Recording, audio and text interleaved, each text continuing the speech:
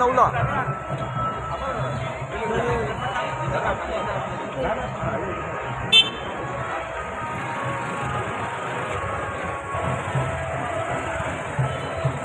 चेहरे ओळख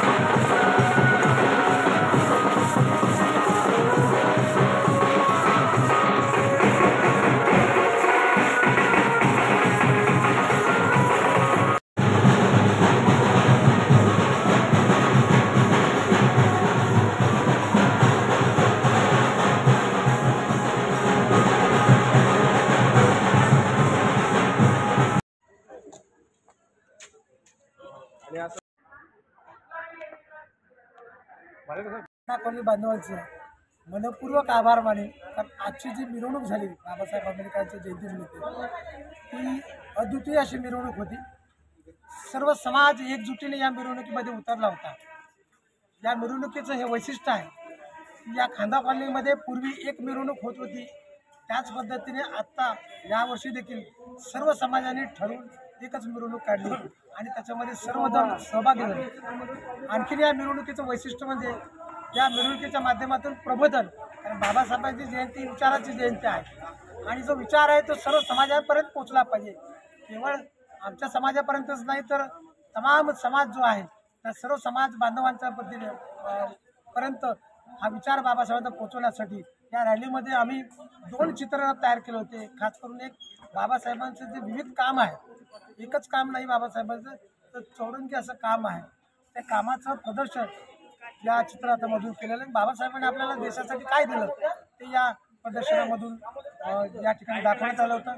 त्याचप्रमाणे बहुजनचे जे महापुरुष आहेत ते महापुरुषांची माध्यमातून या देशामध्ये मोठं असं महान कार्य झालेलं आहे. देशामध्ये जे परिवर्तन झाले त्या परिवर्तनामध्ये महापुरुषांचा फार मोठा वाटा आहे आणि म्हणून या जयंतीमध्ये महापुरुषांच्या प्रतिमेची नाही तर महापुरुषांचं त्या देखाव्यामध्ये देखील महापुरुष उभे होते आणि त्या माध्यमातून समाजाकडे त्यांची प्रेरणा जावी हा एक उद्देश होता. आणि या मिरवणुकीसाठी मूलगंध कुटीर बुद्धविहार सामाजिक ट्रस्ट, भारतरत्न डॉक्टर बाबासाहेब आंबेडकर समाज सांस्कृतिक मंडळ, भारतीय बौद्ध महासभा गट क्रमांक 7 आणि महिला आघाडी खादा कॉलनी आणि सर्वात महत्त्वाचं म्हणजे रिपब्लिकन पार्टी ऑफ इंडिया या सर्वांच्या वतीने या मिरवणुकीचं आयोजन झालेलं आहे.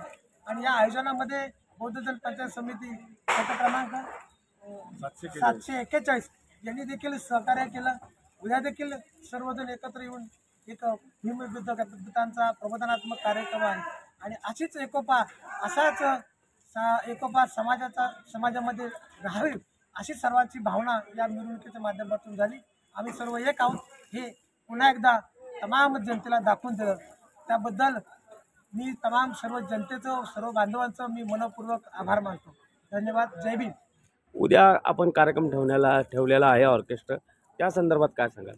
उद्या ऑर्केस्ट्रामध्ये ऑर्केस्ट्रा नाही तर ते बुद्ध भीमगीतांच्या माध्यमातून प्रबोधनात्मक असा बुद्ध भीमगीतांचा गायन आहे.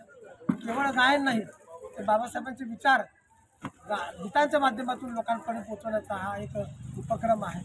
आणि त्याचबरोबर या जयंती महोत्सवामध्ये गेले 2-3 दिवस विविध स्पर्धा घेण्यात आल्या. त्या स्पर्धामध्ये यशस्वी शालेय स्पर्धामध्ये जी मुलं आहेत, महिला आहेत ज्यांनी भाग घेतला, त्यांना देखील बक्षीस समारंभ देऊन कौतुक केलं जाणार आहे. आणि विविध मान्यवर या उद्याच्या कार्यक्रमाला येणार आहे. सर्वांना जय भीम. आज खांदा कॉलनीमध्ये एक मिरवणूक आणि खूप छान पद्धतीने मिरवणूक पार पाडलेली आहे. मिरवणूक आम्ही फक्त नाचून करत नाही, आम्ही मिरवणूक केली, नाचलो, पण त्याच्या अगोदर आम्ही विचाराची पण मिरवणूक केलेली आहे. सकाळी प्रवचनाचा कार्यक्रम झालेला आहे, लहान मुलांचे कार्यक्रम झालेले आहे.